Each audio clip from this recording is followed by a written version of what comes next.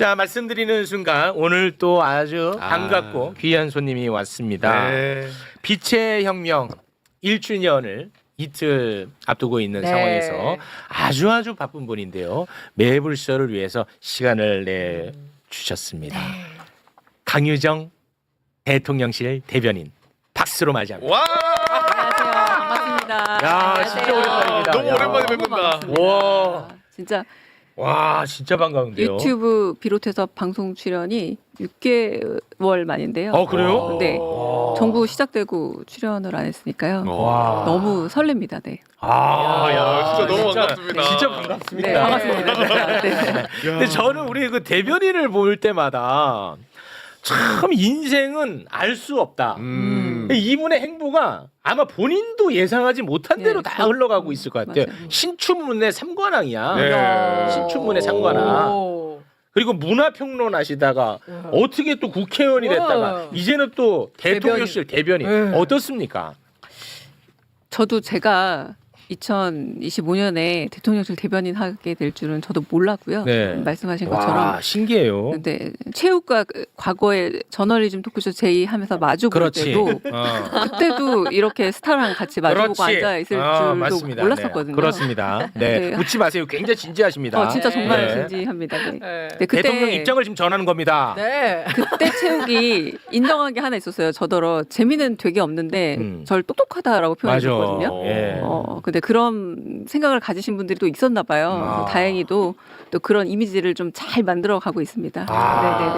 근데 그 많이 힘들어요. 어때요? 대통령실에서 근무하시는 게? 제가 오늘 원고 사전 작업하면서 세 가지 카테고리를 드렸어요. 뭐였냐면 네. 하고 싶은 말, 할 수 있는 말, 해야 되는 말. 여기서 빠진 게 뭐냐면 할 수 없는 말이 있더라고요. 할 수 없는 말. 네, 국회의원이던 시절만 하더라도 할 수 없는 말보다 하고 싶은 말을 할 수 있는 게 훨씬 더 많았거든요. 그런데 이제 대변인이 되니까 지금 방금도 금방 또 대통령의 말이라고 우리 체육께서 말씀하셨는데 네. 그렇더라고요. 그래서 제 말이 진짜 힘들구나. 네, 정부의 말이나 대통령의 말을 대신할 때가 있다 보니까 얼마나 힘들까? 해야 되는 말보다 하면 안 되는 말이 있다라는 세계에 오게 되니까 이 말하는 사람이 그 신춘문예 아이고. 사관이 사실 다른 게 아니라 글로 말로 자기를 표현하던 사람인데 말을 못하는 게 더 힘들더라. 맞아요. 진짜 얼마나 답답하고 네. 힘들까. 최욱 씨도 입장 바꿔서 만약에 우리로서는 애드립을 해야 되는데 애드립을 몇 번 머리를 돌려서 고민해야 된다. 이러면은 그 순간 애드립 썩죠. 그 짧은 시간에 썩어버리죠. 예. 이게 쉬운 일이 아니야. 그만큼 신중해야 되는. 그렇습니다. 네. 워낙 엄중한 자리에 있으니까 저에 대한 또 비판의 글들이 많이 올라오고 있습니다. 여러분 대단히 죄송합니다. 제가 농담으로 그렇게 이제 자체적으로 해석을 한 건데 사과 말씀드리겠습니다. 그러면 개인적인 근황에 대해서는 딱 하나만 여쭤보고 네. 굉장히 딱딱하고 공적인 이야기로 넘어가 보겠습니다. 네. 사실 국회의원이 된다는 게 진짜 힘든 일이야. 우리는 이제 평소에 뭐 여차저차해서 국회의원 자주 봐서 굉장히 좀 흔하게 느껴지지만 뭐 적절한 비유인지는 모르겠습니다만 저희끼리 정봉주 의원만 봐도 국회의원 한 번 하는 게 그렇게 힘든 일이야. 진짜 저희끼리 얘기해요. 아니 진짜 힘들어. 맞아요. 보면 어마어마하게 힘든 일이야. 국회의원이. 네. 자 그런데 국회의원의 배지를 떼고 대통령실 대변인으로 갔단 말이에요. 그 결정을 어찌됐든 본인이 하신 걸 거 아니겠습니까? 그렇죠. 와 네. 저는 이거 진짜 궁금했어요. 어떤 마음일까? 일단 제 방 317호를 물려받으신 분이 아까 그 최혁진 의원님이시죠. 네. 네. 논란이 많았습니다. 네. 그 얘기를 하지 않겠습니다. 제 방을 쓰고 계시고요. 그걸 제가 대변인 돼서 가장 많이 들은 질문이에요. 그 얘기인즉슨 많은 분들이 똑같이 궁금해하시는 질문인 듯하다라는 생각이 들고 국회의원 아마 또 한 1년 남았으면 좀 덜 들었을 텐데 1년을 국회의원 생활했고 3년이 남아 있는데 그렇죠. 임기직이니까 네. 아마 그리고 대변인은 아시다시피 임기직은 아니에요. 네. 내일이라도 맞습니다. 그만둘 수 있는 그렇죠. 자리니까 네. 조금 의아하셨던 것 같아요. 그런데 가장 큰 이유는 제가 국회의원 생활 1년을 하면서 정말 많은 보람을 느꼈어요. 정말 많은 보람을 느꼈는데 제가 첫 번째는 법안의 개수도 1등을 한번 했어요. 오. 시작하자마자 첫 번째 해에 오. 정말 열심히 법안도 만들고 문화예술계 비례대표로 활동하면서 만들고 싶었던 법안을 만들면서 문화예술계에서 소원하던 일들을 조금 빠르게 해결한 부분도 없지 않아 있었어요. 그런데 아마 12월 3일에 이 계엄이 없었더라면 이렇게까지 절실하게 새 정부의 필요성이라던가 혹은 새 정부의 성공에 대해서 이렇게까지 저 스스로도 매달리지 않았을 것 같은데 1년을 하면서 국회의원 생활 이 1년을 4번 할 수 있구나. 4년 동안 할 수 있구나. 그리고 많은 분들이 사실 말린 분도 많았거든요. 분도 많았는데 뭔가 저한테 대변인 자리가 제의가 왔다는 건 이 자리에 제가 필요하다는 말로 들렸어요. 저한테는. 그렇다면은 내가 이 자리에서 역할을 해야 되겠구나라는 생각으로 사실 아깝다는 생각은 안 했고 겁은 났어요. 이게 잘할 수 있을까? 네네네. 겁은 났는데 막 아깝다는 생각 안 했는데 그 다음날 들어가서 바로 후회했습니다. 왜요? 왜? 와. 너무 무거워서 아니면 힘들어서? 뭐 여러 가지 복합적이었는데요. 딱 아침에요. 그 대통령께서 국민 임명식 하기 전에 이제 선언식을 하셨어요. 예. 이제 대통령으로서 이제 나는 취임하긴 하겠다라고 네. 이제 딱 그 네. 수락식을 하시고 네. 그때까지만 해도 배지가 있었던 거예요. 아침 11시까지만 하더라도. 네. 그래서 제 방에 가가지고 뭐 약간의 짐을 정리한 다음에 바로 용산 대통령실로 오후 2시에 들어갔는데 들어가는 절차부터 시작해서 굉장히 복잡하고 그래서 8층에 대변인실이 있는데 들어갔더니 정말 이 물 하나 없고 펜 하나 없고 아무것도 없는 맞아. 상태에 무덤 같았지. 먼지가 이만큼 쌓여 있고 들어가서 물티슈를 몇 개를 썼는지 몰라요. 그러고 있는데 당장 브리핑은 해야 한다라고 하는데 저는 어딘가 매뉴얼이 숨겨져 있을 줄 알았거든요. 그런 것도 없어요? 대변인이 뭐 하는지 매뉴얼도 없는 채로 그냥 던져져 버린 거예요. 그래서 와 이거 내가 어떻게 해야 되나. 컴퓨터 어디 랜선 하나 꽂힌 데 없고 그리고 대통령실은 와이파이가 안 되더라고요. 그래요? 보안 때문에. 그런데 그 상태에서 이제 막 여러 막 우여곡절을 겪다 보니까 다음날 바로 후회했죠. 이거 내가 너무 무모한 결정을 내린 게 아닌가. 아무것도 없으니까 또. 네네네. 진짜 그 어떻게 보면 이게 대단한 선택을 한 거고 이거는 사실 좀 인정받고 박수 받아야 되는 포인트 아닙니까 이 부분은? 그렇죠. 어떤 분들은 장관 자리를 가는 이유가 다음에 국회의원 편하게 하기 위해서 이렇게 이야기하시는 분들도 있어요. 그래. 우리 뭐 이제 국회의원은 개별 헌법기관이고 네. 대변인인데 입이 없어요. 본인의 입이 없고 그렇지. 대통령의 입일 뿐인 거예요. 네. 자기 자신을 내려놓고 타인 물론 이제 대통령이라는 그 국가의 원수고 공공선을 위해서 일을 합니다만은 개인을 완전 내려놓고 가신 거죠. 네. 대단한 결정이라고 봅니다. 대단한 결정입니다. 그게 이제 내란 때문에 그렇죠. 이거를 반드시 해결해야 되는 정부 내가 좀 일조하겠다. 그 사명감으로 들어간 거 아니겠습니까? 근데 이제 이틀 후면 12월 3일입니다. 그 대통령실 차원에서 뭐 혹시 지금 뭐 계획하고 있는 것들이 좀 있습니까? 이재명 대통령께서는 네. 시민의 날이라고 생각을 일단 하시기 때문에 대통령실에서 너무 주목을 끄는 대단한 행사를 기획은 원래 안 하셨어요. 그런 의미에서 그날 아침에 시민들을 향한 특별 성명을 발표를 아침에 9시에 하실 계획이기도 하고요. 네. 그리고 외신을 향해서 또 여러 메시지를 던지면서 요즘에 정상회담 되게 많이 하시고 네. 정상 외교 많이 하시잖아요. 대통령께서.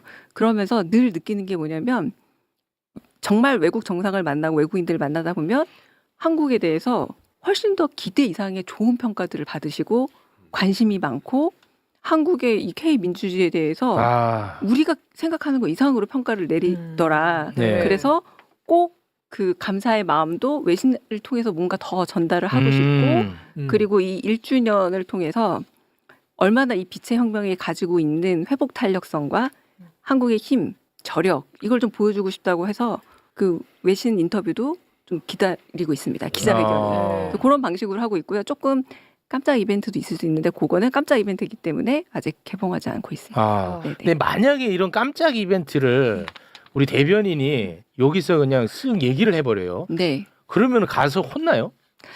그러면 일단은 그럼 소위 누구한테 말하는 혼나요? 그리고 엠바고 파기라는 게 있는데요. 네. 그게 이제 그 어느 정도 시한까지 그 비밀을 지켜주는 서로의 약속인데 네. 제가 제일 많이 약속을 하는 상대는 바로 언론이거든요. 네. 그걸 만약 특정 언론사인 체육 언론사에게 제가 이제 엠바고를 파기하는 순간 네. 이제 수많은 다른 언론사들과 척을 질 수도 있고 왜 저기만 그래요? 알려? 지금 뭐 하는 겁니까 대변인님? 막 이런 식으로. 네, 뭐 그럴 수도 있고요. 그리고 저도 잘 몰랐는데 대통령께서 이 소위 말하는 청와대 대통령실 외부에서 있는 모든 행사는 다 경호 엠바고더라고요.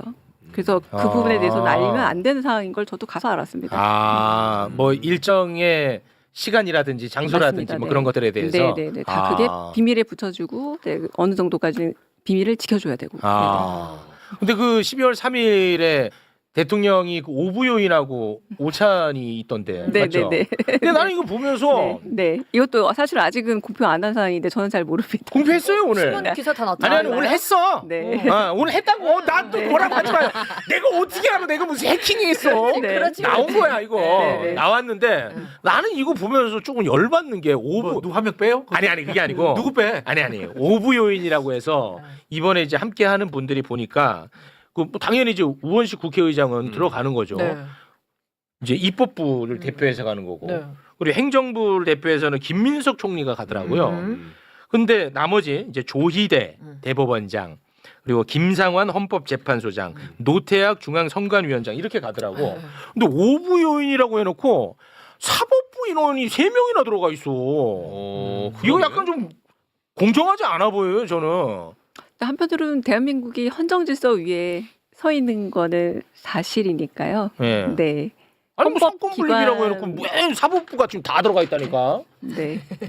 맞아요. 그 사실 사법 과잉인 건 맞아요. 맞죠? 사실은 이게 우리가 87년 체제 때 법률 제도적으로 이 군사 독재라든가 이런 쿠데타를 막기 위해서 법적으로 얼기설기 최대한 이 꽤 맞추다 보니까 이렇게 됐는데 네. 선관위라든가 헌법재판소가 오부로 들어오는 것은 저는 맞지 않다고 봅니다. 네. 개헌 사항인 건 사실입니다. 아니, 그 죄송한데 이 이름 얘기하자마자 목이 타시나 봐요. 갑자기 물을 드시네. 네. 묵타네요. 뭐 제가 뭐 여쭤보려는 건 아니었어요. 아닙니다. 네. 뭐 이분 어때요? 뭐 저분 어때요? 이런 거 안 물어봅니다. 네. 저 바보 아닙니다. 네. 저 바보 아니야? 바보 아닙니다. 네. 그 지금까지 정말 수도 없이 많은 브리핑을 하는 모습을 저희가 다 지켜보고 관련해서 저희도 많이 다뤘거든요. 네. 그런데 기자들과 질의응답을 할 때 카메라로 중계를 하는 것은 이번에 최초였단 말이에요. 그거는 누구 아이디어였어요? 그게 이재명 대통령 아이디어였어요. 오. 아이디어였고 그 개인태를 가끔 주세요. 가끔 주시는데 그 거의 첫 번째 브리핑을 하고 난 다음에 바로 주셨어요. 쌍방향 브리핑을 해보는 게 어떻냐라고. 오. 그게 개인의 의견을 주셨다기보다 네. 어떤 분들이 의견을 주신 걸 캡처해서 저를 보내주셨어요. 아, 이런 제안들이 야, 있는데 대단하다. 어떻게 생각하시나요? 늘 존댓말 하시거든요. 네. 어떻게 생각하시나요? 이거 추진해 보시죠. 라고 해서 이재명 대통령을 추진해 보시죠 하면은 빠르면 1시간 안에 늦어도 하루 안에 어쨌든 답을 피드백을 드려야 됩니다. 그래서 한번 알아보겠습니다 하고 거의 거의 일주일 안에 바로 그 답을 드렸고 마련이 돼서 쌍방향 브리핑을 하기 시작했는데 네. 사실 저는 조금 무턱대고 시작했죠. 와 진짜 하겠습니다. 저는 무서웠을 것 같아요 대변인님이. 네, 했는데 제 주변에서 다른 홍보 수석실의 많은 비서관님들이 훨씬 더 많이 걱정했어요. 이거 시작하게 되면 정말 어렵다. 큰일 날 수 있다.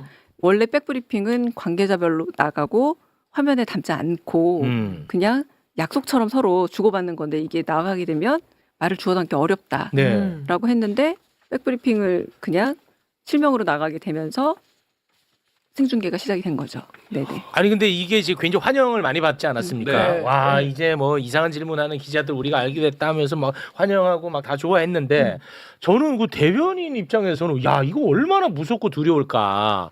저는 진짜 그 생각을 했거든요. 아니 정치 시작한 지 1년 됐어. 근데 이 모든 것들을 내가 혼자서 짊어져야 되는 느낌을 받을 것 같은데 와 전 정말 조마조마하더라고요 보는 내내. 너무 감사해요. 이렇게 말씀을 해주시는 게 너무 감사해요. 어. 왜냐하면 사실상 대략적인 예상 질문을 가지고 간다고 할지언정 언제나 예상 밖의 질문들은 나오거든요. 그렇겠죠. 질문의 속성상 그렇기도 하고요. 네. 그리고 그 질문이란 것이 대답을 하기가 매우 까다로운 질문들이 많고 차라리 정보가 정확하게 답이 나오는 질문은 잠시 후에 알려드리겠습니다 하면 돼요. 네. 정무적으로 매우 까다로운 답들이 있단 말이에요. 그렇겠죠. 피하기 어려운 답들. 네. 근데 그런 부분에서 답을 할 때 정말 어렵다라는 생각이 들었고 제가 하나만 더 말씀드리자면 윤정부 시절하고 지금 비교를 하면 윤정부 시절에 그래서 그 쌍방향 브리핑도 아닌데 거의 한 달에 한 번도 브리핑, 온 브리핑을 안 했고요. 거의 있어도 서면 브리핑을 했더라고요. 아, 그랬나요? 그 자료가 남아 있는데 와. 브리핑 별로 기억이 안 나실 맞아요, 거예요. 맞아요. 근데 저희 정부 들어서 그럼에도 불구하고 온 브리핑을 거의 한 달에 뭐 거의 하루에 한두 번 이상씩 아. 그렇게 했던 거예요. 그래서 제가 그 저희 보좌진들 그러니까 참모진들 동영상을 올렸을 때 그 만들어서 올린 동영상 배경음악으로 그거 아시죠? WWF 배경음악이 좀 아. 깔렸어요. 음. 그러니까 매일 약간 전장에 나가는 맞아. 기분으로 간다라는 걸 알아주시면 매우 감사하죠. 아. 되게 긴장해서 올라갑니다. 제가 약간 아닌 척하고 서 있지만 네. 매우 긴장하고 서 있는 상태죠. 그 혼자 이렇게 그 다 짊어지고 그거를 다 대응을 하셔야 되는데 그 동안에 하신 것 중에 뭐 직장 상사로부터 가장 칭찬을 많이 받았던 게 뭐예요? 야, 그거 좋았어요 하는 거 있잖아. 야, 그거는 아주 예상 바뀌었어요. 가장 칭찬은 네. 아마 제가 대통령께서 저한테 한 칭찬이 아니라 코멘트 3개가 기억이 나요. 네. 하나는 뭐냐면 그 바로 그 배지 떼고 간 날 공개석상에서 사퇴하셨나요라고 물었던 거. 아, 저를 소개하면서 바로 국회의원. 강희정 대변인입니다 소개하면서 네. 그날이 오후 2시인데 오전 12시까지 저랑 같이 의원으로 있으셨으면서 사직서 내고 하냐고 물으시더라고요. 아. 그거부터 물어보셨던 게 기억이 나고 네. 두 번째는 그 주에 바로 쌍방향 브리핑 시작한 지 얼마 안 됐을 때 잘하고 있다는 소문 들었어요. 와, 미친다. 야 미친다 이거는. 네.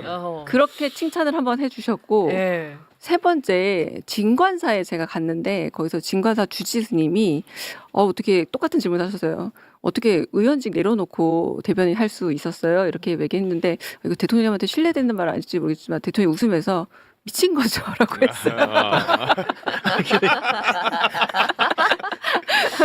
농담으로. 네, 농담으로 웃으면서 미친 거죠라고 하면서 참 그 극찬이다. 네, 어이없는 짓을 한 거다라는 극찬이야. 표현을 해주셨던 게 저는 저를 그 맞습니다. 저를 이제 칭찬해 주신 그 걸로 극찬이에요. 네 들었던 그 3번이 답니다. 그다음부터 들은 말은 없어요. 그렇습니까? 네네네. 그러면 반면에 제일 좀 뭐 질책성 이야기 들었던 건 뭔가요? 그 대변인님 그렇게 말씀하시면 안 돼요. 의외로 질책은 한 번도 못 들었고요. 그래요? 오히려 묵묵부답이 저는 굉장히 가슴이 무거웠죠. 답이 없으실 땐 있어요. 그러니까 텔레그램 보내고 혹은 뭔가 개인 보고를 했을 때 대부분 답이 있으세요. 그런데 어떨 때는 답이 없으실 때가 있어 더블 체크만 돼 있고 그럴 때는 뭔가 좀 잘못했나 혹은 조금 흡족하지 못했나 혹은 부족했나 이런 생각을 할 때가 있는데 혼이 나봤다라는 느낌은 아직은 없어요? 네. 와 진짜 리더십이다. 근데 이게 저만 그런 게 아니라 대통령께서 회의 중이나 혹은 여러 상황에서 화를 내거나 혼내는 없어요? 걸 본 적은 없어요. 진짜예요? 네. 오. 질문을 계속해서 질문 공격을 하시죠. 질문 공격을 하시거나 오히려 묵묵부답이 더 듣는 참모 입장에서 훨씬 더 등골이 오싹합니다. 야. 이거는 진짜 와. 이재명 대통령에 대한 왜곡된 시각을 가지고 계시는군요. 죄송합니다. 굉장히 부드럽고 맞아요. 네. 재미를 추구하시는 분입니다. 예. 재미있지는 않지만 재미를 추구하시는 분이에요. 들어. 이 대중의 이거 물론 이제 언론과 뭐 정치권, 검찰의 그 악마와의 영향이 그렇죠. 있겠습니다만 대중들은 뭐 얼핏 생각할 때 대통령이 화도 많이 내고 잘못된 거에 대해서 뭐 짜증도 내고 그럴 거라고 아마 생각할 겁니다. 맞잖아. 그렇죠. 예, 근데 전혀 화를 낸 적을 본 적이 없다라는 것은 와 이거는 굉장히 충격적입니다. 제 자신을 또 한번 돌이켜 보게 됩니다. 예. 재영 씨는 오히려 사람들 다 도착했을 때 어제 방송 망친 놈 너지. 너 얘기해. 너 무슨 생각으로 방송하는지 얘기해. 너 어떻게 할 거야? 돌이켜 봅니다. 저도 반성합니다, 진짜. 예. 성장하겠습니다. 저도 방금 이 말하고 나중에 최욱 씨의 레이저를 맞을 각오를 하겠습니다. 진짜 많이 또 한번 배우네. 네. 야, 그 화를 안 내신다고. 다른 분야에 계시는 그 참모들한테도 그런 모습을 본 적이 없어요? 그러니까 전체 회의를 하거나 할 때도 계속 질문을 많이 하시는데 그 질문이 사실은 좀 압박 질문일 때가 많아요. 아. 너무 잘 알고 질문을 던지시거든요. 그러니까 우리 그런 질문 있잖아요. 모르고 던져서 답을 대충 해도 되는 질문 그런 거 있고 있어. 네, 맞아. 알고 던지는 질문이기 때문에 정확한 답을 못 드리면 여기서 조금 정말 망신이죠. 네. 망신스럽고 네. 조금 위협이 느껴지는 그렇죠. 순간이 있거든요. 네네. 그런 질문들을 딱 하시면 순간 얼어붙죠. 많은 분들이. 아. 그래서 겁은 나긴 하지만 그걸 가지고 화를 낸다거나 내지는 몰아붙이시진 않고 그런데 그래서 국무회의 하거나 할 때 장관님들이 엄청 긴장하겠죠. 네, 긴장하시고요. 긴장하겠지. 네, 그리고 저희 참모진 회의할 때도 대답할 때 누구나 좀 긴장은 합니다. 왜냐하면 굉장히 수준 높은 질문을 알고서 답을 알고서 하시기 때문에. 네. 근데 우리 입장에서 좋은 거 아니에요? 너무 그만큼 좋지. 공부를 많이 해서 가야 되는 거고. 다른 그럼 국무위원분들도. 최고지 국민들한테는. 그래서 자꾸 생중계를 할 때마다 저희는 매우 긴장. 그것도 네. 어떻게 진행된 거예요? 아니 그 살면서 국무회의 생중계는 이건 진짜 있을 수 없는 일이잖아요. 고백하자면 저희가 얼마나 말렸는지. 말렸어요? 왜냐하면 밑에서는. 어떤 말이 나올지 모르고 저희가서 처음에 10분만 공개합시다. 1시간 공개합시다. 이렇게 네. 하다가 지난번에 거의 주요 안건 빼고 전부 다 공개한 날이 있었거든요. 네.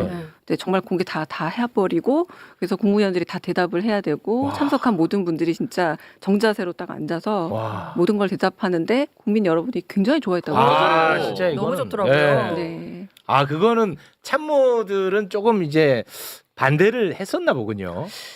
혹시나 진짜 저는 이제 홍보수석실에 있다 보니까 사고가 날 수도 있다는 그럴 생각도 수도 조금 있겠죠. 있고요. 그리고 혹시나 이렇게 좀 주고받는 말 속에 보안이나 안보에 해당되는 말이 있을 수도 있다라는 우려도 있고 여러 가지로 혹시나 하는 좀 두려움이 있는 거죠. 네. 생방송이 가진 긴장감이 있잖아요. 근데 네. 그런 방송의 긴장감이 있었다면 이제 참모진들 역시도 여러 면에서 해보지 않은 일을 하다 맞아요. 보니까 그런데 이제는 많은 분들이 그냥 자연스럽게 생방송 하겠거니 하고 있어요. 네. 대단합니다. 네. 그 가까이서 보면은 그 이재명 대통령 어느 정도로 그 일을 열심히 하는지 어느 정도로 이 일의 강도가 강한지도 좀 궁금하거든요. 어떻습니까? 일단은 그 거의 텔레그램으로 표현을 하자면 마지막 텔레그램이 보통 새벽 1, 2시에 많이 와 있습니다. 그러니까 그 시간에 확인하시고 답을 보내시고 그리고 와. 장관님들 단톡방에도 그 시간에 보내신대요. 확인해 주세요. 와. 아니면 질문을 던지면 그 시간에 대답하시는 분이 있고 못 하시는 분이 있고 이렇게 얘기를 하고 이건 제가 들은 얘기 그냥 전원으로 한번 전해드리면 김민석 총리께서 새벽 총리인데 밤늦게 연락을 하셔서 새벽 총리가 밤늦게 주무시는 시간이 짧아진다라는 소문도 들었습니다. 그러니까 그럴 정도로 밤에도 정말 많은 일을 좀 하시기도 하는데 또 아까 잠깐 제가 말씀드린 것처럼 속도가 워낙에 빠르세요. 이렇게 딱 오늘 이런 부분에 대해서 질문을 하셨으면 여기에 대한 그 피드백이나 답이 빨리빨리 와야 그 다음 일로 진행이 되는 그런 어떤 업무 스타일을 가지고 있기 때문에 늘 당신 책상에는 이렇게 종이가 없다. 바로바로 치워버리는 거예요. 일하고 치우고 일하고 치우고 쌓이는 거 정말 싫어하신다고 해서 저희도 그런 그 속도로 일을 하고 있습니다. 네. 아침도 엄청 일찍 시작하시죠. 엄청 시가지. 아침도 그래도 제가 느끼기에는 비교적 아주 새벽형 인간은 아니시라서 다행인 것 같아요. 새벽 4시, 5시 4시, 5시 어떻게 합니까? 네, 그건 아니신 것 같아서 좀 다행인 것 같습니다. 네. 야, 확실히 그 엄중한 자리인가 봐. 오늘 같이 오신 분이 아주 하나하나 지금 바로 잡아야 된다고 난립니다. 지금 네, 내가 뭘 진행을 할 바로 수가 없습니다. 네. 그 12월 3일 빛의 혁명 1주년 맞아서 대통령이 오전에 특별 성명이 있다 이렇게 말씀하셨잖아요. 네. 그런데 오늘 그 홍보수석실에서는 특별 담화라는 표현을 썼거든요. 그래서 이게 지금 굉장히 혼선을 빚고 있다라고 해서 지금 난리가 났는데 정확하게 명칭은 특별 성명이 맞다는 거죠? 네, 그게 네. 특별 성명으로 간 이유가 아이고 참 좀 까다롭다. 네, 까다롭죠. 네. 근데 윤석열이 그날 12월 3일 10시 35분에 특별 담화를 하면서 계엄 선포했어요. 네, 그래서 좀 차별화하려는 의도가 있고 많이 예민하신 분들은 12월 3일 날 담화라는 말을 듣는 순간 담이 올 수도 있지 않을까. 트라우마를 생각해서. 네, 그런 부분도 있습니다. 세심하다. 그날 예. 약간 엉뚱하게도 왜 갑자기 10시 반에 담화를 하지? 맞아요. 라고 엉뚱하게 TV 앞에 앉았던 기억이 있기도 하거든요. 네. 네. 그래서 특별 성명이 정확한 성명. 표현입니다. 네. 그렇게 좀 바로 잡도록 하겠습니다. 자, 그 오늘 뭐 나오셔가지고 꼭 하실 말씀도 있을 텐데 이것도 안 하고 가면은 난리 나는 거 있으면 지금 하세요. 아, 불편해 죽겠어요. 저도. 네. 아, 불편해 죽겠네. 12월 3일에 저희 남편이 저 데려다 준 얘기가 그 편집이 돼서 유튜브에서 245만 회를 조회가 됐더라고요. 정유정 대변인의 대단한 남편. 아, 대단. 근데 그거보다 더 재밌는 게 어느 날 제 남편이 뭔가를 보고 혼자 낄낄거리고 있는 거예요. 근데 그게 뭐였냐면 저를 좋아하시는 분도 있지만 저를 별로 좋아하지 않는 분도 계시잖아요. 근데 그분이 댓글을 달았는데 아마도 미국 백악관 대변인 레빗이었으면 남편이 개업날 데려다 주지 않았을 것이다. 라는 댓글을 보면서 네. 우리 남편이 그걸 보고 혼자 네. 낄낄거리고 웃으면서 저를 보여주면서 너무 재밌다고 얘기를 했던. 그 얘기를 꼭 했어야 말했나. 12월 3일과 관련된 일어라. 12월 3일에 포커스를 좀 많이 맞춰야 되나 보네. 네. 그게 굉장히 화제가 된 거는 저도 알고 있습니다. 네. 네. 남편분이 야 이건 지금 반드시 국회로 가야 된다 해서 이제 국회에 직접 데려다 줬다는 얘기가 있어요. 네. 그거는 이제 12월 3일을 맞아서 반드시 했어야만 하는 이야기입니다. 요거는 이제 대통령실 보고 없이 하는 이야기입니다. 네. 와. 고맙습니다. 네, 량하찡님이 슈퍼챗 50만 원 보내주시면서 강유정 대변인님 매불쇼 항상 응원하고 있습니다 이렇게. 와. 네. 감사합니다. 대단히 고맙습니다. 네. 전액 사회에 기부하도록 하겠습니다. 네. 아주 거지 같은 질문 하나 하겠습니다. 윤석열 정부의 대통령실 대변인 다들 기억하시죠? 네. 네. 김은혜. 바이든 날리면. 네. 네. 기억하시죠? 다시 한번 들어주십시오. 네. 여러분 다시 한번 들어주십시오. 내가 그 더 라이브 생방 중에 그게 나와가지고 그 생방에 그냥 바로 우리가 접했던 소식이거든. 더 생생히 기억나시거든요. 생생히 기억난단 말이에요. 네. 그런 일이 나에게 닥친다. 그러면 우리 대변인님은 어떻게 행동하시겠습니까? 일단은 제가 모시는 대통령에게 그런 불상사는 없을 거라고 저는 생각이 당연하죠. 듭니다. 네. 그래서 그런 식으로 말도 안 되는 좀 변명을 해야 될 일은 없을 거라고 생각이 들고요. 네. 그래서 뭐 있을 일이 아니다라는 대답. 네. 네. 가정을 전제로 질문하지 마세요가 정답입니다. 네. 네.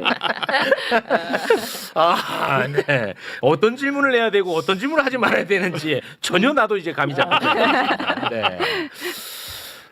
지금 대변인이 원래 이제 1인 체제였다가 2인 체제로 바뀌지 않았습니까? 그것과 관련해 가지고는 언론에서 되게 흥미 있어 했거든요. 네. 처음 시작할 때 네. 뭐 아실지 모르실지 모르겠습니다만 어떻게 보면은 언론은 좀 이간질 시키고 좀 갈등을 문제 있는 만들어내고 것처럼. 네. 그런 걸 좋아하잖아요, 사실. 네. 이제 그래서 그때도 굉장히 그거를 좀 악의적인 프레임으로 보도를 했던 기억이 있는데 어떻습니까? 저는 그것 역시도 또 대변인이니까 그리고 없던 책이니까 쌍방향 브리핑이 처음 생겼을 때 여러 좀 화제도 됐지만 또 다른 시각도 있었거든요. 그런 것처럼 이제 두 명의 대변인이 됐을 때 당연히 또 새로운 시각들이 있을 거라고 생각이 들었어요. 네. 근데 또 다시 또 한 명의 대변인이 될 수도 있고요. 뭐 여전히 주변의 대변인으로 갈 수도 있고 저희 대변인실은 여전히 좀 유동적인 체계이기는 합니다. 아, 네. 근데 그러나 저는 좀 대통령실에 좀 있을 것 같습니다. 네. 뭐야, 이 뭔가 좀 심오한 답 저는 그러니까 대변인으로서 제가 조금 더 이미지를 더 길게 끌고 갈 겁니다. 네. 네. 그 뭔가 금방 좀 힌트를 주셨는데 힌트가 되는 것 같은데. 두 명일 수도 있고 한 명인 상태에서 계속 더 가실 수도 있다. 이 뭐야? 이렇게 이제 아니, 맞아요. 이거 그렇습니다. 심오한 얘기 같은데 뭔가? 아니 그건 아니고요. 변동 여론조사가 가능성은 늘 있을 수 돌아가는데요. 있죠. 네. 비서관이라는 이름보다는 대변인이라고 하면 여론조사가 잘 나올 거예요. 이렇게 제가 애둘러서 표현하겠습니다. 에이, 이것도 괜히 오해 살 얘기 막 아니, 나오는 네, 것 그거는 같은데. 잘 모르는 일이긴 한데요. 네네네. 하여튼 대변인 체제는 늘 좀 유동적일 수 있다라는 네. 말씀을 드립니다. 네. 네. 나 바보 아닙니다. 눈치 막 챕니다 나. 나 그거 이대로 기사 씁니다 나도. 여기 기사, 어디 올릴 건데요? 어디다 올릴 올릴 데도 건데요? 없잖아요. 페북에도 올립니다. 네, 기사 씁니다. 나 모릅니다 이제 나도. 허위 조작 뉴스로 제가 고발해야 될지도 모르겠어요. 야, 이거 뭐 이거 의미? 저는 사인으로서 제 마음대로 또 아니 드는 이거 뭐 건데요. 알고 말씀하시는 것 같은데. 제가 뭘 다 알아요. 제 생각대로 이야기할 뿐인데. 나 모릅니다 나는. 네. 어찌됐든 지금 현재 대통령실 대변인은 2인 체제입니다. 네. 그런데 뭐 또 1인 체제도 갈 수 있다고 얘기하면서 뭐 여론조사 얘기를 하고 나는 계속 있겠다 하면은 한 사람은 어디론가 간다는 얘기처럼 들리는데 아니 내가 바보가 아닌 이상 이 정도 왜 나한테 보는 거야? 이 정도 추론도 하지 마 이 자리에서. 김남준 대변인. 네. 근데 우리 대변인은 그냥 언제나 변동 가능성이 있는 네. 거다. 아니 진짜 그때 강훈식 실장도 나와서 예. 언제든 인사이동이 가능한 구조가 네. 대통령실의 구조다라고 말한 거랑 같은 의미입니다. 예. 네. 늘 해석은 우리 최욱 씨의 몫입니다. 네. 우리 뭐 하라고 있는 거예요. 알겠습니다. 욕하는 것도 여러분의 몫이니까 마음껏 욕해 주시기 바라겠습니다. 끝으로 하실 말씀 한마디 들으면서 마무리를 짓겠습니다. 근데 오늘 진짜 반응 좋네. 그러니까. 오랜만에 나오시고. 네. 너무 반가웠어요. 제가 오죽 오면서 사실 방송 아주 오래 했고 많이 했거든요. 그래서 떨리거나 긴장된 적 없는데 6개월 만에 게다가 우리 최욱 씨 만나러 너무 매고 반갑네요, 오니까 진짜. 네. 너무 떨리고 설레고 기분이 그렇죠. 좋은 거예요. 예. 그래서 제가 어제는 그런 얘기도 했습니다. 제가 그거 하고 싶었는데 제가 대통령님 덕분에 네. 실버 버튼도 받았어요.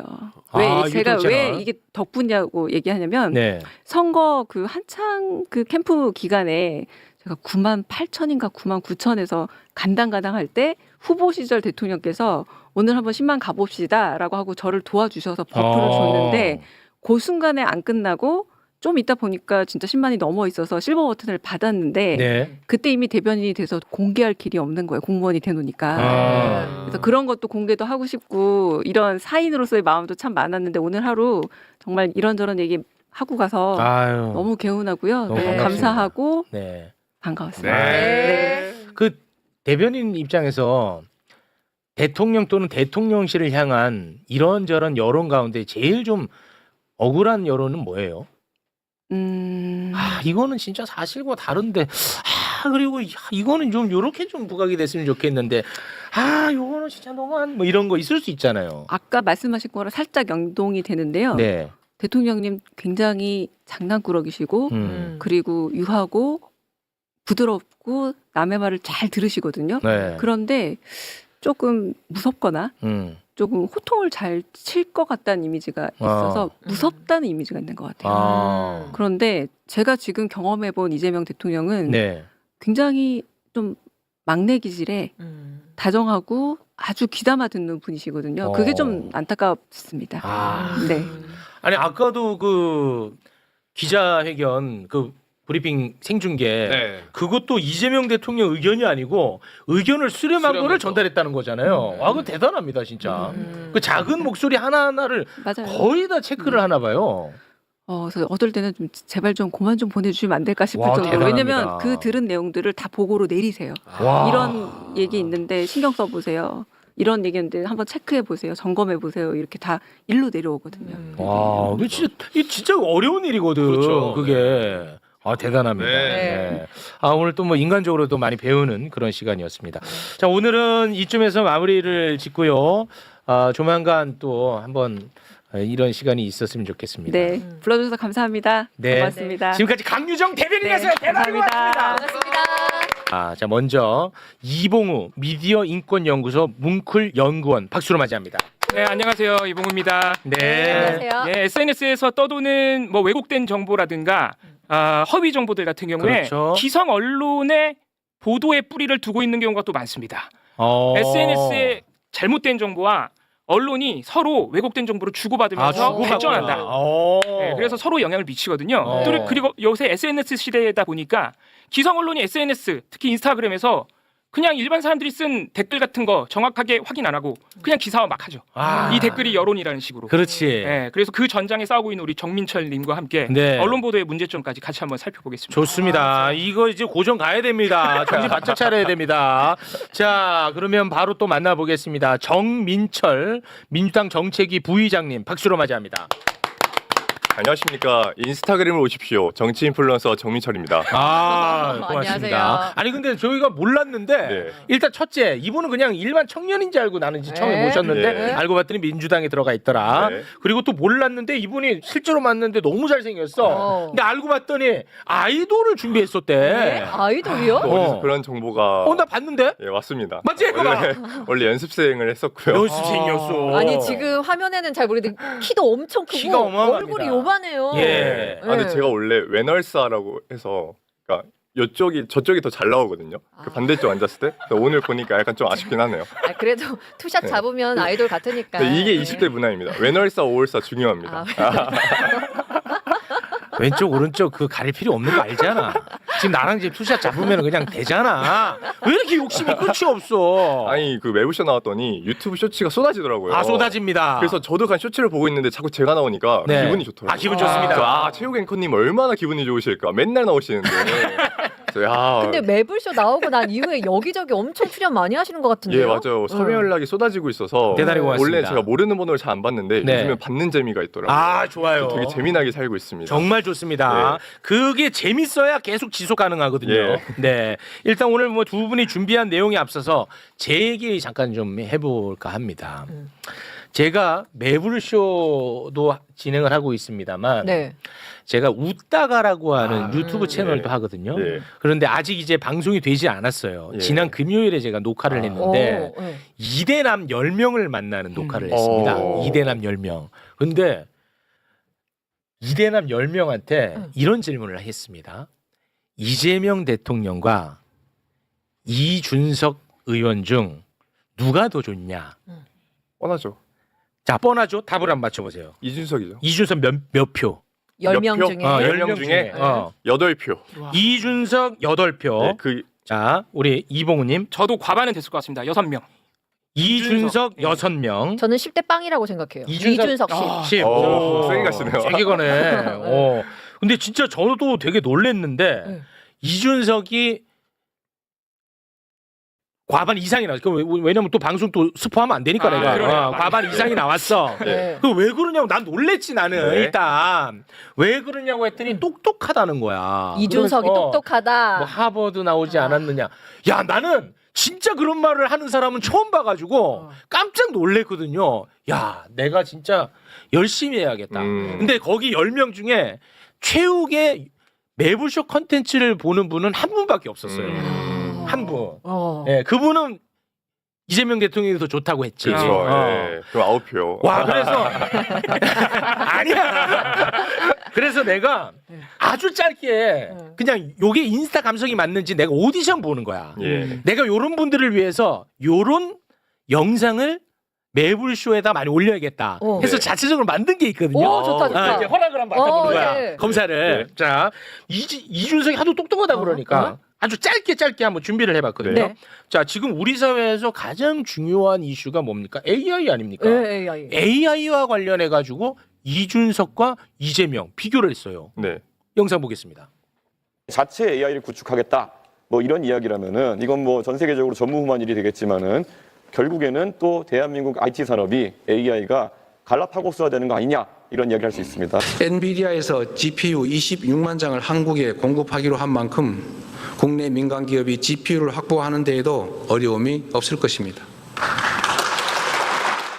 자, GPU 5만 장에 대해서 엄청나게 그 조롱하고 그랬단 말이야. 근데 26만 장 확보했잖아. 누가 더 똑똑해?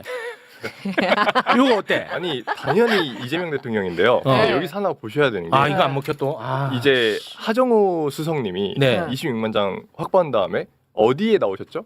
유튜브에 나오셨죠? 예. 인스타그램에 안 나오셨어요. 26만 장이 어떤 의미인지 이게 얼마나 어려운 일인지 제대로 알려져 있지 않아요. 이 부분도 짚어볼 수 보고 있어요. 싶고 예. 또 제가 짧게 하고 허락 맞고 갑니다. 네. 자 그리고 지금 또 시대 정신이 뭡니까? 내란 극복 아닙니까? 네, 내란 극복. 내란 극복과 관련해서 이준석 정치인과 이재명 정치인 어떻게 다른지 보시죠. 윤석열 대통령의 불법적인 비상계엄 선포는 무효입니다. 지금 이 순간부터 윤석열 대통령은 대한민국 대통령이 아닙니다. 국민 여러분, 신속하게 국회로 와 주십시오.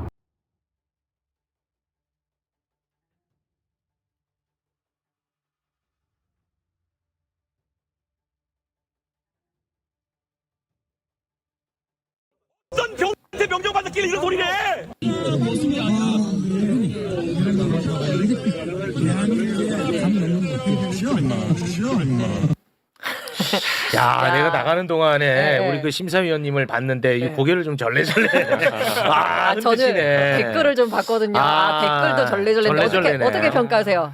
좀 아쉬운가 보네. 일단 저도 이재명 대통령께서 국회 담 넘어가실 때 라이브로 보면서 저도 국회로 택시 타고 가고 있었거든요. 네. 근데 그걸 가지고 20대 사이에서 뭐라 그랬냐면 그 탈론 이재명이라고 예, 뭐라고요? 그 리그 오브 레전드라고 롤이라는 게임 있잖아요. 롤. 거기에 이제 담을 넘어가는 캐릭터가 있어요. 그래서 그걸 보고 또 이재명 대통령한테 탈론 이재명 그래서 그 스킬명 이렇게 붙여서 했는데 이것도 희화화가 됐었거든요. 희화화가 됐어요? 근데 이야기하고 싶었던 건 이건 아닌데 결론적으로는 저런 계엄 상황에서 이재명이라는 한 개인의 정치인이 목숨을 걸고 가고 있었잖아요. 네. 근데 20대들한테는 그냥 농담거리고 웃음거리, 조롱거리인 거예요. 그래? 네, 그래서 이런 부분들을 오히려 더 근본적으로 들어가야 되지 않을까 근본 싶은데요. 들어간다. 네. 알겠습니다. 와, 요것도 어렵네. 또 탈락이고. 그래서 네. 아마도 구체적으로 사실관계를 확인해가지고 팩트체크 형식으로 해가지고 그런 정보로 10대, 20대 인스타그램에 접근하는 것은 아마 관심을 끌기 어려워 보이고 저도 잘은 모르지만 네. 아마도 지금 정민철님께서 말씀하시는 거는 긍정적 이미지를 구축할 수 있는 노출이 먼저 중요하다고 말씀하시는 네. 것 같아요. 이재명 대통령이나 민주당 쪽이나. 아니 근데 우리 최욱 씨가 제일 잘하는 게 재밌는 거잖아요. 재미가 없다는 거예요. 나는 왜냐면 짧게 하라고 하도 난리를 치니까 나는 짧게 한 거지. 하나만 더 제가 하나 더. 검사 네. 받겠습니다. 자, 그리고 또 그 주식 관련해 가지고 네. 이준석 의원님이 더 훌륭한지 이재명 대통령이 더 많은 성과를 냈는지 주식 관련해서 짧게 봅니다. 계엄 정국이라는 구조적 눌림목이 풀린 것을 자기 실력이라고 착각하고 폭주하면 안 됩니다. 코스피가 어디까지 빠져야 정신을 차리실 겁니까? 어제 코스피 지수가 사상 최초로 3,800선을 넘어섰고 오늘도 사상 최고가를 갱신하고 있는 것 같습니다. 어때 요거는? 이것도 안 돼? 다 안 돼. 나 안 해. 안 해. 아니 너무 좋아요. 그러니까 이런 콘텐츠들이 필요하다는 건 맞는데 네. 제가 왜 여기에 크게 공감을 하고 있지 못하냐면 네네. 인스타그램에서 이준석이라는 사람이 좀 잊혀진 지 오래예요. 아니야 인수는. 그래서 웃다가에서 한번 네. 이준석이 아니라 네. 정말 예상하지 못하실 수 있는데 네. 김민수 국민의힘 최고위원을 한번 여쭤봤어야 된다. 그 진짜로? 네, 인스타그램에서는 김민수 최고위원이 급격하게 부상하고 있고요. 정치인으로서는 훨씬 더 압도적으로 선동을 하고 있습니다. 혐중정서를 아주 부추기는 사람인데. 네, 그걸 토대로 인스타그램에서 그 사람의 릴스를 올리면 100만 뷰, 200만 뷰가 우습게 나오는 현실입니다. 진짜? 근데 그게 더 위험한 건요. 이준석 의원 같은 경우에는 오래된 인지도를 토대로 가져가고 있는 인기라면 네. 김민수는 혐중정서와 그리고 이재명 정부 공산화 선동을 토대로 해서 네. 그들의 이념을 지배하고 이념 선동을 하고 있기 때문에 좀 더 심각한데 그 사람이 아마 웃다가에서 똑같이 여쭤보셨어도 이준석 의원 비율처럼 나왔을 거예요. 그래서 그거를 한번 궁금하긴 한데 이미 녹화가 끝났으니까 한 번 더 해보시는 게 어떤가 싶습니다. 와, 그래. 이게 더 심각하네. 내가 생각했던 것보다. 김민수면 진짜 이게 심각한데. 아무튼 뭐 오늘 제가 준비한 3개는 빵점을 받았습니다. 자, 그러면 너네가 준비한 거 해라. 그러면은 제가 먼저 네. 아까 주식 이야기도 나왔지만은 주식시장 관련한 언론 보도들의 문제점 오늘 정민철님도 준비해 오셨는데 그거 네. 보기 전에 최욱 앵커가 굉장히 화가 날 만한 이슈에 대해서 네. 언론이 어떻게 보도하고 있는지 하나 좀 몸풀이 겸으로 보고 가겠습니다. 네. 지난 11월 27일에 국회 난동 사건에 대한 1심 선고가 나왔죠. 국민의힘 의원들, 예. 네, 나경원 의원, 송원석 의원 등등에 대한 국회 난동 사건 선고 이후에 항소 포기가 이루어졌습니다. 항소 포기했죠. 검찰의 항소 포기가 11월 27일에 이루어졌어요. 네. 그때 보도와 11월 7일 대장동 1심에 대해서 항소를 포기했을 때 그때 이 두 사안에 대해서 언론이 어떻게 반응이 다른지를 살펴보겠습니다. 그래서 예. 2번 자료 보여주시면 네. 대장동이요 패스트트랙도 항소 포기. 당연 항소 관행 바뀌나. 요거, 그렇습니다. 네. 이게 11월 27일에 국회 난동 사건 항소 포기했을 때 나온 보도입니다. 그리고 검찰 대장동 때 호들갑이더니 민주당 나경원 패스트트랙 판결 항소 포기 질타. 이게 진짜 바보 같은 얘긴데. 그러니까요. 이게 일단 국회 난동 사건에 대한 항소 포기는 보도량 자체가 많지가 않아요. 네, 일단 보도 자체를 잘 안 해줍니다. 네. 나와도 그냥 아주 건조하게 검찰이 항소 포기했대. 그래서 뭐 의원직 유지된대 이제 뭐 이런 식으로 받아쓰기 보도가 나오는. 그 것이고. 대검 지침 위반이라는 보도는 별로 없어요. 그런 보도 찾아보기 어렵죠. 에라이. 소수 매체에서만 그런 식으로 좀 비판적인 보도가 나오는 것이고 네. 아까 화면 보여드린 기사 중에 심지어는 아까 상단에 있던 보도 긍정적인 의미처럼 보도를 해줘요. 그러네. 저게 뭐냐면 당연항소 관행을 바뀌고 있다는 거예요. 심지어 저 기사의 내용은 뭐냐면 이재명 정부의 기조가 무리한 항소 자제하는 거라며. 네. 그래서 이번에 국회 난동 패스트트랙 사건도 항소 포기한 거야. 정부 기조대로 가는 거야. 이런 식으로 보도가 나온다. 정말 너무 나쁘다. 그러니까 이거를 10대 20대한테 설명하려면 말이 길어지거든. 그러면 저런 애들이 또 나보고 말 길다고 또 난리칠 거 아니야. 아니에요. 여기서 한 가지 말씀을 드리면 제가 바라는 건 패스트트랙 항소 포기 같은 게 되게 이슈화가 안 됐어요. 실제로 인스타그램에서 여론을 만들 때 카드뉴스가 되게 중요한 컨텐츠이거든요. 네. 카드뉴스 컨텐츠에서 대장동 항소 포기는 언론에서 나온 것보다 더 많이 나왔어요. 와, 더 많이 진짜? 다뤄지고 조회수 많이 나왔고. 근데 패스트트랙 항소 포기는 진짜 조회수도 안 나오고 안 다뤄지고 있단 말이에요. 이게 이제 10대 20대들이 자원봉사를 운영하고 있는 그 극우 계정들과 진보 계정들의 계정 수 차이 때문이에요. 사실 진보 계정 수는 거의 없거든요. 네. 그게 문제인데 제가 매블쇼에 바라는 게 어떤 거냐면 네네네. 이렇게 패스트트랙 항소 포기 사건에 대해서 네. 영상이 길어도 돼요. 2분 반이 돼도 사람들 다 보거든요. 네. 강력하게 비판해 주세요. 아. 정말 강력하게 인상 깊게 초반 3초 후킹부터 시작해가지고 강력하게 비판해서 끌고 나가면 그 영상이 2분 3분이어도 다 봅니다. 근데 지금 문제는 이건 약간 민주당에 대한 비판인데 네. 민주당 최고위원 회의 같은 데서 네. 강력하게 발언이나 비판 같은 것들이 안 나와요. 그래서 실제로 언론들에서도 별로 다루고 있지 못하고 있거든요. 그리고 이번에 또 지도부 분들 많이 사퇴하시면서 뭔가 최고위가 좀 조명을 많이 못 받기 시작했는데 국민의힘은 반대로 대장동 항소 포기 때 김민수 같은 사람들이 압도적으로 나서서 별의 별말들을 다 하면서 선동을 해요. 이게 지금 극명한 차이예요. 그렇게 되면 인스타그램에서 릴스로 퍼가거든요. 그리고 매블쇼도 마찬가지로 패스트트랙에 대해서 강력하게 얘기하면 그걸 퍼가서 만들어줄 수 있게끔 해주시면 인스타그램 정화에 도움이 된다. 그래서 꼭 짧거나 웃기거나가 아니에요. 그게 아니고 강력한 메시지를 낼 땐 강력하게 해도 되고 강력하게 비판하면서 논리적으로 딱딱딱 이끌어가면 오히려 그걸 더 좋아합니다. 오케이, 굉장히 알겠습니다. 논리적이어야 돼요. 좋습니다. 저 논리적입니다. 그 왜 자꾸 강조하세요? 네. 매블쇼 너무 사랑하니까. 대단히 고맙습니다. 네. 항소 포기와 관련해 가지고 언론의 정말 무지성을 저희가 살펴봤습니다. 네. 자, 그리고요. 그리고 이어서 그러면은 아까 얘기가 잠깐 나왔던 주식시장 관련 보도록 주식시장. 네, 뭐 사실 어떻게 주식시장은 윤석열 정부 때는 3,000선도 못 갔습니다. 무슨 3,000이야? 2,000선도 못 갔고요. 2,500, 600 뭐 이랬었고 그거를 이재명 정부가 딱 들어서자마자 3,000선을 넘어섰고요. 그렇죠. 그리고 6개월 만에 지금 4,000선 그렇습니다. 그 언저리에 와 있지 않습니까? 이건 뭐 박수밖에는 칠 게 없을 것 같은데. 네. 그리고 특히 이런 주식시장 경제 현상에 대해서는 하루하루 단건으로 짧게 뉴스를 치지 말고 전체 맥락과 전체적인 흐름 이런 것들을 사실 주목해서 보도를 해줘야 돼요. 근데 이미 최용님께서 몇 번 비판을 해주셨는데 최근에 일주일에 한 번씩 좀 많이 코스피 지수가 내려간 날이 있어요. 예를 들어서 뭐 11월 14일 3.81% 하락, 11월 21일 3.79% 하락, 뭐 이렇게 좀 많이 내려간 날이 있긴 있습니다. 지금 또 회복하는 과정이긴 하지만 그런데 많은 보도들이 이렇게 좀 많이 내려간 날 보도량을 엄청나게 쏟아내는 뭐 여러 번 말씀하셨는데 뭐 검은 월요일, 검은 금요일, 금요일마다 왜 이러나? 뭐 폭락 이런 건 뭐 말할 것도 없고 붕괴라는 표현을 엄청나게 많이 보도합니다. 이거는 보도량을 세는 게 무의미해요. 2,500에서 4,000까지 올려놨어. 근데 4,000이 3,800 되면은 이거 주식시장 망하나, 폭락하나. 에라 이 새끼들아 진짜. 그러니까 그 하루의 형세만 보고 그렇게 보도를 하는 거예요. 심지어 11월 14일 날 3.81% 내려간 날은 여전히 4,000선이었어요. 그런데도 붕괴, 폭락, 뭐 검은 금요일, 휴지 조각 이런 것도 엄청나게 나오는 것이고 그래서 제가 대표적으로 공포감을 조정하는 보도 딱 3개만 가져왔는데 6번 자료 보여주시면 이게 많은 시민들에게 특히 개미 투자자들에게 엄청난 공포를 심어주는 이런 기사가 너무 많아요. 1,000만 원이 4천만 원 될 때는 언제고 결국 개미가 폭탄 떠안나.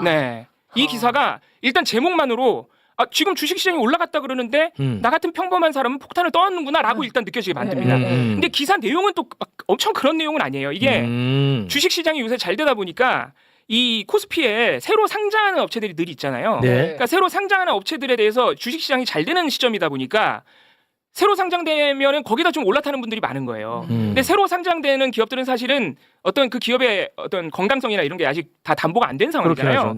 그래서 그런 것들을 좀 조심해야 된다는 취지의 기사입니다. 그러니까 새로 상장되는 데에다가 너무 무리하게 올라탔다가 피해보는 분들이 많으니 조심하라는 기사예요. 제목 근데 왜 이렇게 그러니까 이 기사 자체는 조심해야 되는 거 맞죠. 그런데 기사 제목은 기사 내용과 다르게 결국 개미들이 폭탄을 떠안는다. 정작 기사 안에는 개미들이 폭탄 떠안는 내용과는 좀 거리가 있습니다. 그래. 이게 약간 제목 장사하면서 공포를 부추기고 있는 기사인데다가 기사 내용도 또 문제가 있는 게 정부가 그런 식으로 좀 주식시장으로 개미 투자자들 일반 시민들을 평범한 시민들을 투자하도록 부추기고 있다는 식으로 또 기사를 써요.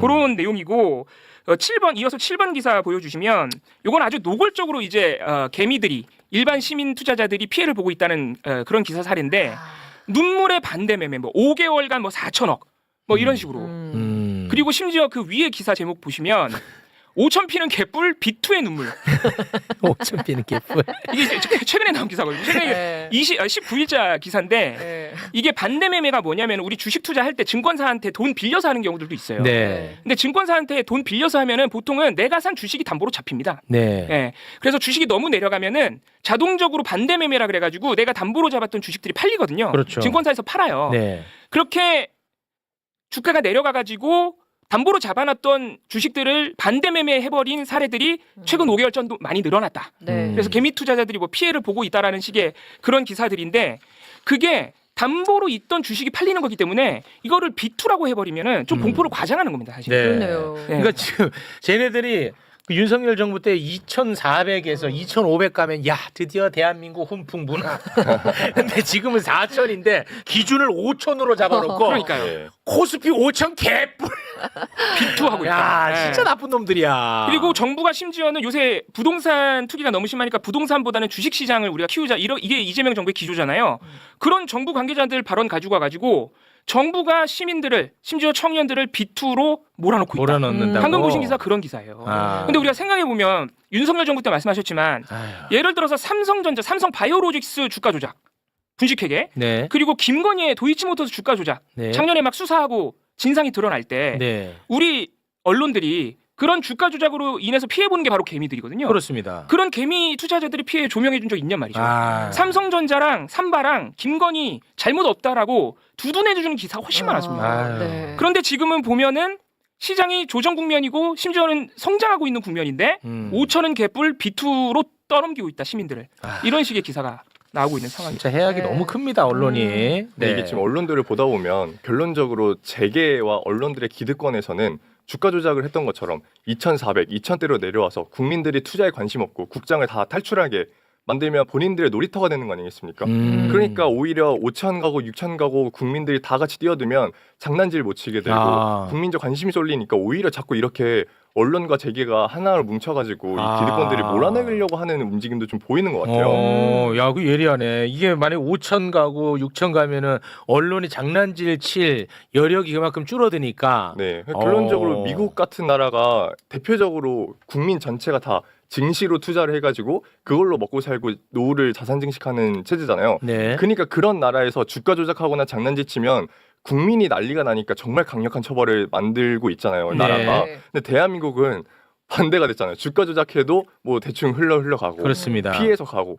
그러니까 이런 뭔가 기득권을 견고하게 지키기 위해서 지금 굉장히 치열하게 싸우고 있는 것 같다는 느낌이 좀 들더라고요. 네. 그럼 이런 거는 이제 인스타에서 김민수 같은 사람이 이거 중국이 우리나라 기업 다 사가서 오르는 거 아닙니까 여러분 하면은 와 역시 김민수 한다고 이런 김민수랑 내가 어떻게 싸워? 그래. 이번 자료 한번 보시겠습니다. 어떻게 싸우냐고? 저도 이런 김민수랑 어떻게 진짜네? 싸워야 될지 모르겠는데 바로 갖고 왔네. 그러니까 지금 뭐 어쨌든 하는 말이 기업이 주가가 떨어져야 되는데 왜 오르지? 라고 하는 말이고 뭐 많은 전문가들이라고 했지만 누구인지는 검명하지 못하는 저런 사실들이 있고 그래서 결론적으로는 현대차, 하이닉스 같은 주요 주식들을 중국 자본들이 많이 사들이면 이거는 더 이상 우리나라가 아닌 거예요라는 영상이 있는데 이게 좋아요 5.5만입니다. 정말 저 보이스 오브 코리아가 진짜 악의 축이거든요, 사실.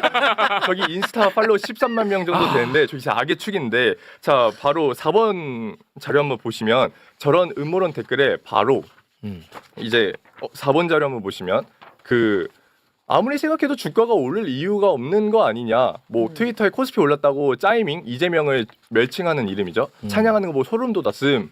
뭐 이재명 치적이라고 좋게 평가하고 있는데 이 기업 가치가 상승한 게 아닌데 주가만 상승하면 뭔가 이상한 거 아니냐. 나라 망해가는 거다라고 공포 선동을 하고 있어요. 네. 근데 중요한 건 코스피 5천 시대라는 공약 자체가 이게 우리나라 기업 가치를 성장시켜서 올라가겠다가 아니잖아요. 네. PBR과 PER상 우리나라 기업 주식들은 5천이 원래 정상 평가이고 그렇습니다. 지금 코리아 디스카운트로 저평가받고 있는 걸 상법 개정이나 배당소득 분리과세 같은 걸로 올리겠다라는 공약이었잖아요. 그렇습니다. 네. 근데 그런 맥락들을 다 알고 있는지 모르고 있는지 모르겠지만 김민수 최고위원이 그냥 무지성으로 질러버리는 거예요. 그냥 이거 무조건 중국 자본이고 이거 비정상적인 상승이다라고 얘기하면 10대 20대들 중에서 코스피 상승의 이득을 본 사람들은 빠져나오고 있지만 이득을 보지 못한 분들은 맞아 대한민국 이거 화폐 가치 떨어지고 베네수엘라 되고 있어서 코스피가 오르고 있는 거야 라고 정신승리를 하고 있는 이 모습이 있다라고 말씀을 드리는 겁니다. 네. 근데 제가 여기서 가장 강력하게 말씀드리고 싶은 건 일단 팩트체크로 들어가면 1번 자료만 보시면 네. 실제로 주식을 순매수한 건 미국이 1등이고요. 네. 중국은 13위입니다. 그래서 중국인 코스피 순매수액은 미국인의 2.6%입니다. 이런 모든 실제 근거 자료들은 다 빼버리고 김민수 최고위원이 선동하고 있는 게 인스타그램에서 잘 먹히고 있다라고 말씀을 드린 거고요. 조선일보가 팩트 체크했어?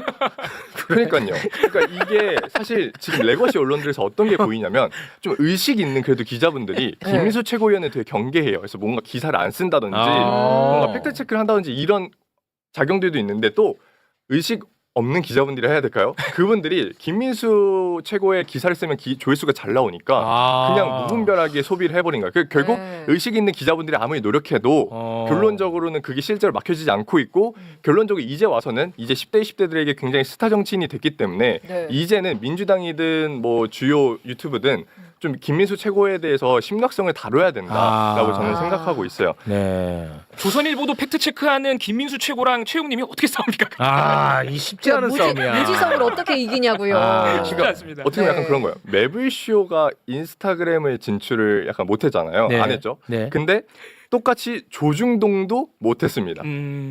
그래서 인스타그램에서 주요 조회수가 나오는 채널들은 저 같은 채널들도 있지만 위키트리, 인사이트 이런 소위 레거시에서는 인터넷 언론 취급을 받던 그것들이 인스타에서는 몇십만 팔로워를 가지고 있고 그래요? 한 달에 몇 억씩 조회수를 뽑아내고 있는 현실이 있습니다. 근데 저는 이해가 안 되는데 위키트리 인사이트가 요즘 미쳐가지고 아예 이재명 정부 악마화에 앞장을 서서 가고 있어요.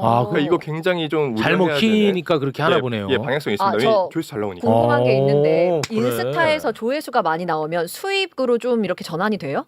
이게 이제 말씀을 드리자면 보너스 정책이라는 게 있어요. 네. 그래서 이거는 카드 뉴스에만 수익이 지금 나오는 형태입니다. 보통 이게 인스타그램이 시범적으로 하는 것은 매년 바뀌는데요.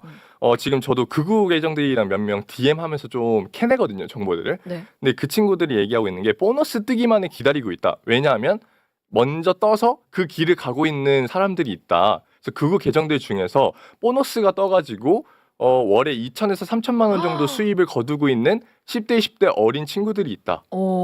이거는 실제로 누군지는 제보를 받았지만 여기서 말은 안 하겠습니다. 근데 실제로 굉장히 유명한 계정이고 그 채널들이 가면 갈수록 극우적 색채가 짙어지길래 왜 그런 거 했더니 조회수가 잘 나오기 위해서 극우적 색채를 태우고 있는 그런 현상들이 포착이 됐습니다.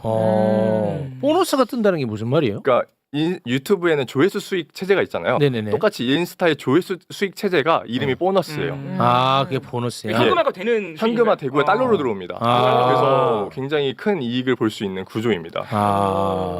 아니 유튜브에 최욱 쇼츠가 진짜 많은 이유가 저는 약간 그 수익이랑도 좀 그쵸, 연관된다고 예. 보거든요. 네, 저희는 다 그냥 쓰라고 그렇죠. 하거든요. 네, 맞습니다. 인스타에 이제 다 올리셔도 괜찮다고 하시니까. 네, 저희는 그렇죠? 다 쓰라고 하는 네. 입장입니다. 근데 많이 이게 이제 인스타의 수익이 보너스가 딱 유튜브처럼 기준이 있는 게 아니라 랜덤으로 뜨는 거라서 사실 그것 때문에 좀 그 장벽이 있는 것 같고요. 진입 장벽이. 그리고 릴스라고 영상에는 안 뜨다 보니까 좀 유튜브에서 민주당 쪽 릴스 올리시는 분들이 안 넘어오시는 것 같아요. 그래서 이런 좀 한계가 있다. 그래서 인스타그램에서 극우 컨텐츠 올리는 사람들의 대다수는 그냥 진짜 신념과 본인이 관심 받는 게 좋아서 이 친구들이 대부분이고 그렇게 하다 보니까 조회수가 많이 나오는데 이게 수익까지 된다고? 라고 넘어가고 있는 지금 현실 상황입니다. 그러면 이게 더 가속화되겠네. 네, 그래서 가속화될 수밖에 없습니다. 그래서 제가 오늘 이 코스피 주제를 다루면서 말씀드리고 싶었던 게 이 코스피 5천 시대가 오고 이재명 정부의 성과가 쌓이면 지선, 총선, 다음 대선 뭐 이길 수 있을 거라고 생각하시는 분들이 전 대다수일 거라고 생각하는데요.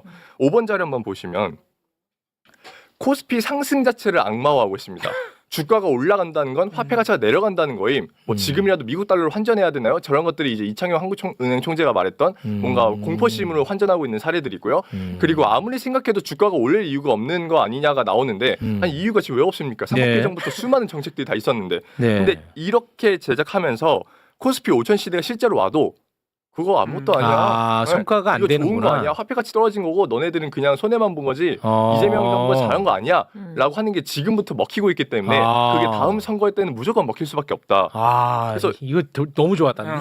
나 오늘 교육 잘 받았네. 예. 나는 그것도 모르고 그냥 코스피 5천만 나는 또 자랑했을 거 아니야. 그치, 성과가 되니까. 근데 알고 봤더니 코스피 5천을 오히려 악재로 받아들여. 근데 그것도 모르고 나는 맨날 코스피 5천 얘기만 해. 그러면 이게 전혀 효과가 없는 거야. 야, 이거 내가 오늘 교육 잘 들었네. 그래서 이렇게 인스타로 시작되는 이 극우 세계관 작업을 지금부터 잡지 못하면 앞으로 가면 갈수록 더 희망은 없고 제가 이제 주 사회 세대가 될 그 20년 30년 뒤에는 아예 희망이 없다라고 보고 있기 때문에 이렇게 간절하게 말씀드리는 거고요. 그래서 제가 이제 매불쇼나 이런 스피커들이 넘어와야 된다라고 말씀을 드렸었지만 더 나아가서 오늘은 이 방송을 보고 계시는 시청자분들이 인스타그램 넘어오셔야 된다를 오늘은 주요 키워드로 가져가 보겠습니다. 주요 키워드로 가져가 보겠습니다. 이것도 인스타 문법입니다.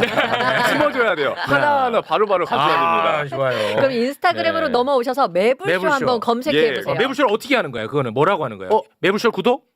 팔로우 팔로우. 해주시면 되고요. 그리고 댓글 많이 달아주시고 가장 중요한 게 공유를 많이 해주셔야 됩니다. 공유를 해야 돼. 그래서 뭐에 공유 안 하고? 친구분들 아니면 같은 민주 진영 뭐 아니면 매불쇼를 보고 있는 시청자분들끼리 좀 마파를 하셔가지고 맛팔로우 해가지고 친구 맺어서 서로 공유하시면서 인스타 알고리즘이 이 매불쇼 컨텐츠를 좋은 컨텐츠라고 인식할 수 있게 해야 되고 인스타에 또 정민철의 이거 진짜를 검색하셔서 똑같이 공유랑 댓글 많이 달아주시면 큰 도움이 됩니다. 공유 고맙습니다. 이게 방금 인스타에서 5천 올라가도 아마 비난할 것이다. 그리고 뭐 김민수 최고가 뭐 중국인들이 우리 시장에 와서 주식을 사기 때문에 이렇게 사실상 가짜 뉴스 퍼뜨리고 있다고 지금 인스타그램의 실태를 말씀해 주셨잖아요. 네네네. 그게 인기가 많다는 거잖아요. 제가 아까 서두에 기성 매체도 분명히 그런 인스타에 왜곡된 정보랑 영향을 주고받는다 말씀드렸는데 8번 자료 보여주시면 아까 조선일보가 팩트 체크했다고 살짝 칭찬해 주려고 그랬는데 조선일보도 그런 기사 냅니다. 8번 기사 한번 보여주시면 이게 뭐냐면 박정은 논설위원회 칼럼이긴 한데요. 일반 기사는 아니고 칼럼인데 요약해서 말씀드리자면 이재명 정부가 주가를 띄우는 정책을 드라이브를 거는 이유는 좌파 정부이기 때문이라는 겁니다. 이게 굉장히 놀라운 기사인데 어떻게 연결돼요? 이 기사가 일단 이재명 대통령이 주식 부양책을 계속해서 띄우고 또 개미들 와서 많이 투자하라고 하는 건 대장동 스캔들 등 본인의 사법 리스크를 숨기기 위함이다. 이게 1번이고요. 말이 돼?